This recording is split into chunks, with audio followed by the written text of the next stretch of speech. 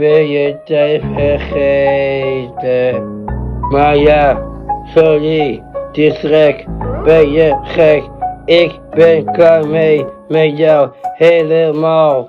Liefde voor jou voorbij, jij gaat niet eigen huis slapen. Kom jij bij ons slapen?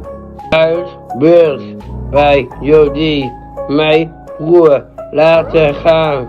Nu heb jij uitmaken met Jody, dat is pech voor jou, ga weg. Ede, ben je tijd vergeten?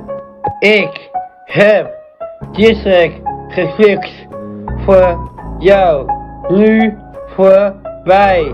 Ik ben boos, ja, ik hou van jou. Maar ja, district vind jij niet leuk, sorry. Oké?